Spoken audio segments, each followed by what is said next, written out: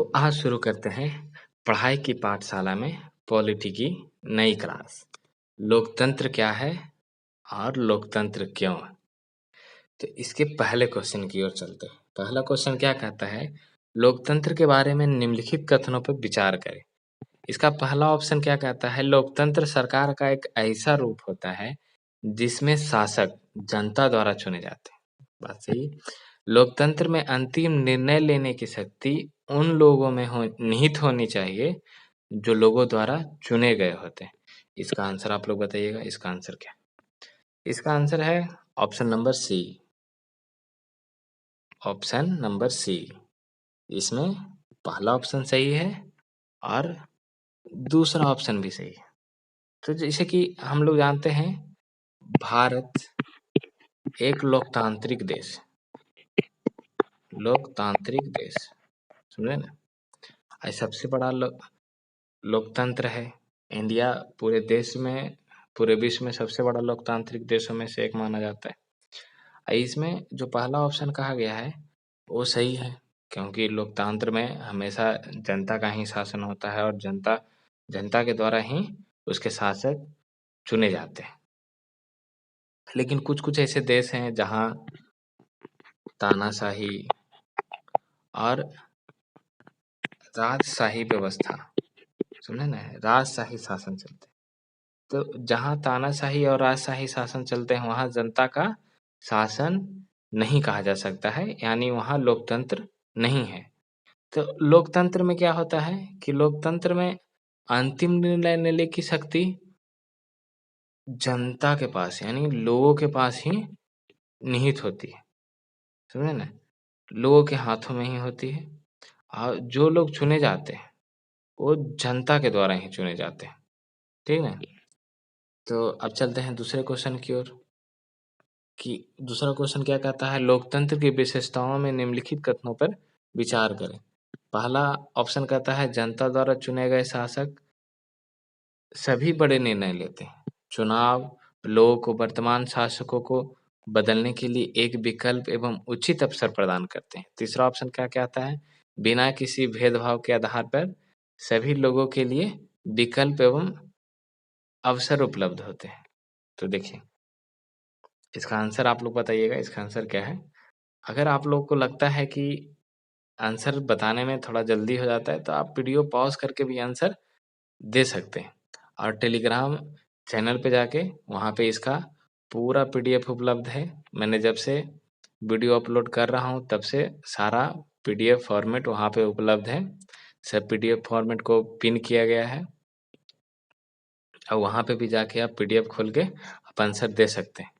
खुद ही बनाइए, अपने आप में जज कीजिए कि हाँ, आप कितना बना सकते हैं, कितना आप सही आंसर कर सकते हैं। काहे कि क्वेश्चन बहुत अच्छे-अच्छे क्वेश्चन मैं करवा रहा हूँ, बहुत इम्पोर्टेंट क्वेश्चन है, तो ज़रूर कीजिएगा ये सब चीज़ें। तो अब इसका आंसर आप लोग बताइए। इसका आंसर है ऑप्शन नंबर ए। पहला ऑप्शन सही है और दूसरा ऑप्शन सही है। तो इसमें क्या है? लोकतंत्र जो है वो मतलब सरकार का एक ऐसा रूप है जिसमें जनता द्वारा सरकार चुने जाते हैं। मतलब जनता जनता के ही द्वारा सरकार का निर्माण होता है।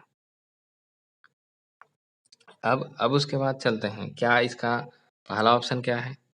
जनता द्वारा चुने गए शासक सभी बड़े निर्णय लेते हैं। मैंने अभी इसके पहले ही बताया था, जनता द्वारा चुने जाते हैं तो वही जनता के शासक होते हैं और सभी बड़े निर्णय वही शासक लेते हैं जनता के। अब देखिए इसके बाद क्या कहा गया है? चुनाव लोगों को वर्तमान शासकों को बदलने के लिए एक विकल्प एवं उचित अवसर प्रदान करते हैं। 5 साल के बाद चुनाव होते हैं, सरकार का, नई सरकार के गठन का चुनाव होता है, नई सरकारें तय होती है, तो उसमें जनता के द्वारा चुने जाते हैं, जनता के द्वारा वोट दिया जाता है। जनता के द्वारा क्या किया जाता है? वोट दिया जाता है और जिस जिस भी व्यक्ति को वोट दिया जाता है और जो भी व्यक्ति जीतता है, चुनाव में जो भी व्यक्ति विजय होता है, जिसकी भी जीत होती है या विजय होता है, वही वहाँ के मतलब वहाँ के उस देश का शासक बनता है। उसी में चुने जाते हैं और उसके बाद क्या कहता है कि जो पहला दूसरा सही है। यह विकल्प एवं अवसर सभी लोगों के लिए समान आधार पर उपलब्ध होते हैं। देखिए, किसी भी भेदभाव के आधार पर नहीं, किसी भी भेदभाव के आधार सभी मतलब सभी अवसर मतलब सभी समान समान विकल्प के लिए सभी मतलब सभी लोगों को समान आधार पर उपलब्ध होते हैं। समान विकल्प, सभी अवसर, समझे ना? भेदभाव नहीं होगा इसमें, बिना किसी भेदभाव। और उसके बाद क्या कहता है? इस विकल्प का प्रयोग सरकार को संविधान एवं नागरिकों के अधिकारों के आधारभूत नियमों तक सीमित कर देता है। क्या कर देता है? सीमित कर देता है। अब चलते हैं तीसरे क्वेश्चन की ओर। तीसरा क्वेश्चन क्या कहता है? अब तीसरा क्वेश्चन है, जैसे देखिए, लोकतंत्र के विरुद्ध तर्कों के संदर्भ में निम्नलिखित कथनों पर विचार करें। पहला क्वेश्चन है, नेता लोकतंत्र में बदलते रहते हैं, इससे अस्थिरता उत्पन्न होती है। दूसरा क्या कहा गया है? निर्वाचित नेता लोगों को के सर्वोत्तम हित को नहीं जानते। और तीसरा ऑप्शन कहा गया है, लोकतंत्र भ्रष्टाचार की ओर ले जाता है, क्योंकि यह चुनावी प्रतिस्पर्धा पर आधारित होता है। अब देखिए, इस बहुत इंपॉर्टेंट क्वेश्चन है, बहुत ही मतलब इसमें हम लोग क्या जानेंगे? लोकतंत्र के विरुद्ध तर्क मतलब कि इसमें लोकतंत्र से क्या-क्या हानि है? तो इसका ऑप्शन आप लोग बताइएगा। इसका सारा का सारा ऑप्शन सही है। इसलिए इसका ऑप्शन नंबर डी 1, 2 और 3 तीनों सही है। देखिए, तीनों विरुद्ध तर्क दे रहा है, लोकतंत्र के विरुद्ध ही तर्क दे रहा है। इसमें क्या है? नेता लोकतंत्र में बदलते रहते हैं, एकदम सही कहा गया। जिससे क्या होता है? अस्थिरता उत्पन्न होती है। देखिए, ये भी बात सही है। और उसमें क्या कहा गया है? निर्वाचित नेता लोगों के सर्वोत्तम हित को नहीं समझते। इससे क्या होता है? इससे वह बुरे निर्णय लेते हैं, समझे ना? बुरे निर्णय लेते हैं जो लोगों के हित में नहीं होते। और उसके बाद क्या गया? तीसरा ऑप्शन क्या कहता है? लोकतंत्र भ्रष्टाचार की ओर ले जाता है। देखिए, कहीं न कहीं ये भी सही है, क्योंकि यह चुनावी प्रतिस्पर्धा। अब जैसे देखिए, आप लोग के यहाँ मतलब हमेशा चुनाव होते रहते हैं, हर एक राज्य में हमेशा चुनाव होती रहती है।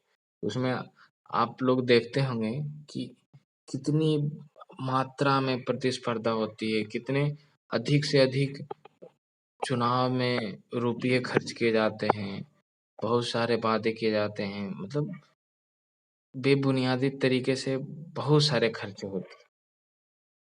तो यही चुनावी प्रतिस्पर्धा पर आधारित होती है। जब कोई भी व्यक्ति अधिक मात्रा में पैसे खर्च करेगा चुनाव लड़ने के लिए, तो वहाँ लाज़मी है कि वहाँ भ्रष्टाचार उत्पन्न होगा। क्योंकि वो खर्चा कर रहा है तो पैसा तो कहीं से लाया है ना, और कहीं से तो उठाएगा। तो इसके लिए भ्रष्टाचार लोकतंत्र में हो जाना है। अब जैसे देखिए, तीनों ऑप्शन हो गया। हम इसमें 3 ऑप्शन और बताते हैं। अब देखिए, चौथा ऑप्शन क्या कहता है? चौथा क्या कहता है सॉरी, चौथा क्या कह रहा है? चौथा कह रहा है कि लोकतंत्र पूरी तरह राजनीतिक प्रतिस्पर्धा एवं शक्ति का खेल है। समझे ना? देखिए, मैंने अभी बताया कि इसमें इतनी राजनीतिक प्रतिस्पर्धा है, जिसमें सरकार आती है, जाती है, मतलब सरकार ही स्थिर नहीं रह पाती। और पूरा खेल इसमें शक्तियों का है। जिसकी सरकार होती है, उसके पास सारी शक्तियाँ होती हैं। और इसमें क्या है? इसमें सबसे बड़ी दिक्कत है नैतिकता, जो मोरालिटी है, उसकी कोई गुंजाइश नहीं होती। मोरालिटी कहीं भी नहीं होती, ठीक है? अब उसके बाद देखिए, हम एक ऑप्शन और बताएँगे। 5वां ऑप्शन क्या कहता है? लोकतंत्र में कई लोगों से सलाह ली जानी चाहिए। मतलब कई लोगों से सलाह ली जानी होती है, इससे बहुत विलम्ब होता है। कोई भी कानून या किसी भी तरीके का निर्णय लिया जाना होता है। जैसे अभी आप लोग को पता होगा, बिहार में टीचर का ही वैकेंसी आ रही है। तो उसमें क्या है कि बहुत सारे लोगों से मतलब सलाह ली जाती है। जिससे क्या होता है, और सब सही तरीके से सलाह नहीं देते। इसमें इसमें बहुत विलम्ब होता है। आप जैसे देख रहे होंगे बार-बार विलम्ब हो रहा है किसी न किसी वजह से। कोई न कोई किसी न किसी कारण वजह से कोई भी चीज़ में, राजनीतिक नेताओं के वजह से कोई भी चीज़, किसी भी कानून पे विलम्ब हो जाती है। तो ये भी सबसे बड़ा कारण बनता है। और एक और ऑप्शन हम आप लोग को बताते हैं, छठा ऑप्शन बताते हैं। साधारण लोग नहीं जानते हैं।